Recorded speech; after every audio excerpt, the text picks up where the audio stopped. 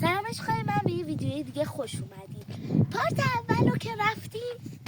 پارت اولی که رفتیم خانیک بود، آل بود. من گفتم چون پیج ما هم 12 نفر خیلی کوچیکه و کم حمایت میشه، گفتم بذار حالا من هر 4 تا جایی که می‌خواستیم بریم و تو یک ویدیو بگیرم. نه تو یک ویدیو، یعنی هر دو جا رو تو یک روز. ما الان پارت قبلی که خانیک بود اونو گرفتیم اومدیم واسه سعدو یه جاییه که مال 500 سال پیشه. من الان 2 تا داستان دارم که هر دو هم در مورد بابا بزرگمه. حالا با داستانا رو کنار ذهنتون میذاری. اینجا که خانیک آل زندگی تقریبا این خانیک آل زندگی میکرد، اینجا خود جن اینجا زندگی میکنه. میخوام 2 تا داستان در مورد بابا بزرگم که جن رو دیده براتون بدم. داستان اول، همین جوری که میریم خونه ها رو نگاه میکنیم، منم داستان رو بهتون توضیح میدم چون خیلی دیر وقت دارم خونه اول این خونه رو ببینیم خراب شد. خب داستان شروع. بابا بزرگم میگه که من 12 سالم بوده، ما تو خانیک زندگی میکردیم. بابام یه روز میگه پسرم برو تو چوب جمع کن، تو چوب جمع کن که آتیش کنیم، چون شبا خیلی سرد میشه آتیش کنیم. بعد میگه باشه بابا. منم میرم خونهشون تو خانیک بوده، منم میرم برای چوب جمع میکنم. فقط گفته از کجا؟ بعد گفته برو از سعدو جمع کن و سری بیا، چون دیگه اونم در واقع داشته تقریبا خورشید غروب میکرده که این اومده، با بزرگم اومده. میگه که اومدم تقریبا اومدم این خونه داشت.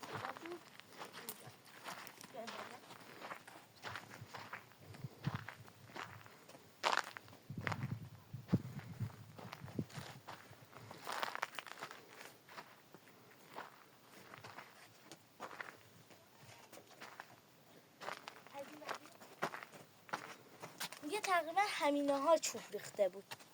این بالا رفتی اینجا بوده چوب.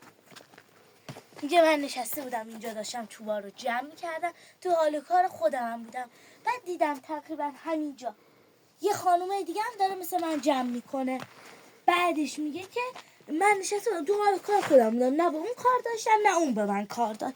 بعد میگه خانومه پرسیده، گفته پسرم داری چوب جمع میکنی؟ منم گفتم آره خاله، منم دارم چوب جمع میکنم.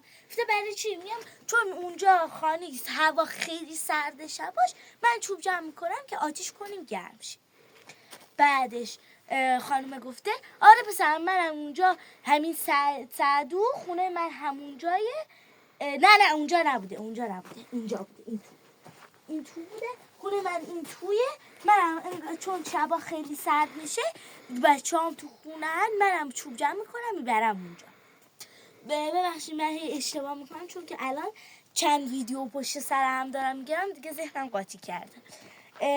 خونه من اینجایه، من میخوام برای بچه‌ام چوب جمع کنم چون خیلی شبا سرده. بعد گفته بیا برای منم جمع کن، بعد ببند بذار همینجا در خونم، منم میام میبرم. بعد با بزرگم گفته باشه خاله من جمع میکنم. میگه جمع کردم، هم برای خودم چوبا رو بستم هم برای اون. محض این که گذاشتم در خونش درم زدم، بعد فرداشم چوبا رو سوار الاغ شدم و رفتم سمت خانیک.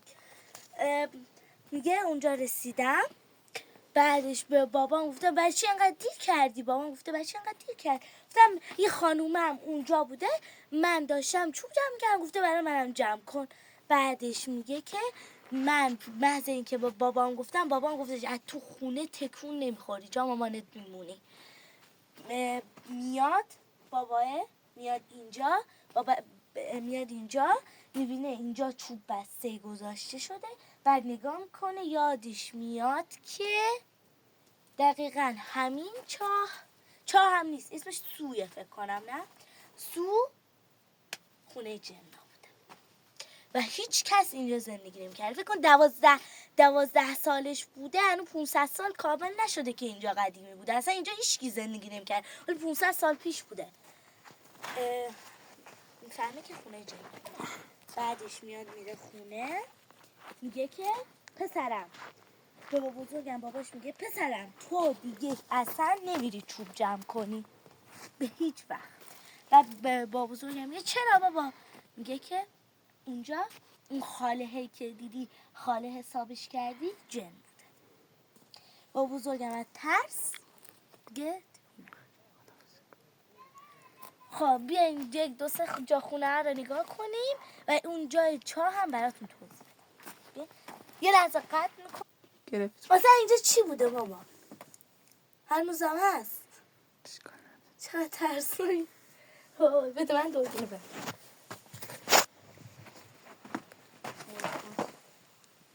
توشو نگاه.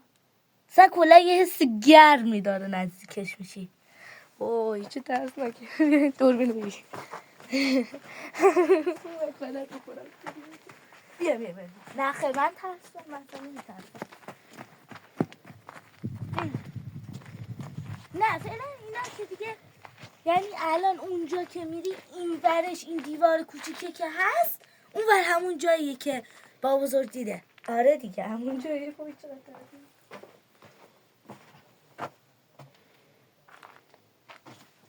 بریم اون وری هم ببینیم. بریم داستان ببینیم.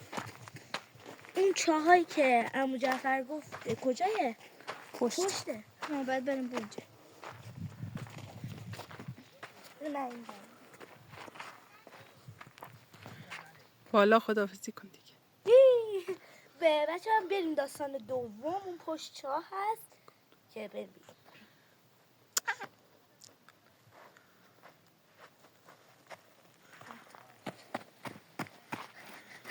بریم داستان بیا.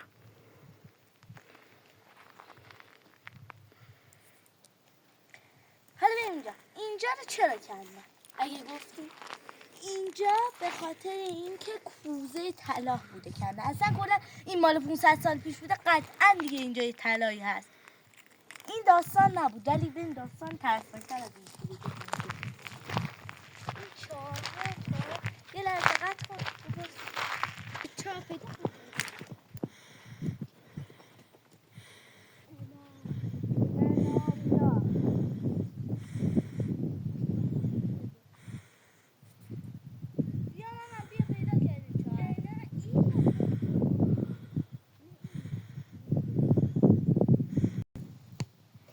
بجز اون داستانی که علفا جنه در اومده تو پارت اولی که توضیح دادم حتما برید اونو ببینید. جنه در اومده گفته که پسرم بیا موهامو شونه کن. یک داستان دیگه‌ش هم هست. اون داستان دیگه‌ش اینه که بابا بزرگم میگه من داشتم با گوسفنده از همینجا دقیقا همینجا رد میشدم. نه از اون وری که فی بردار نشسته از اونجا رد میشدم که دیدم یه خانم اینجا نشسته داره موهاشو شونه میکنه. بعد من گفتم خاله اینجا چیکار میکنی؟ بعد خانوم بلند شده همون جنه بلند شده موهاشو داده عقب چشماش یه کاسه خون بوده و گفته که با یادم رفت 4 تا چیز واقعا یادم میره. تو به چه ربطی داره خاله؟ گفته به تو چه ربطی داره خاله؟ بعدش با خونم اینجایه. از خونم اینجایه. با بزرگم از ترس و هم گوسفندا فرار کرده. گوسفندا اصلا یادش رفته. خداحافظ تا پارت بعدی.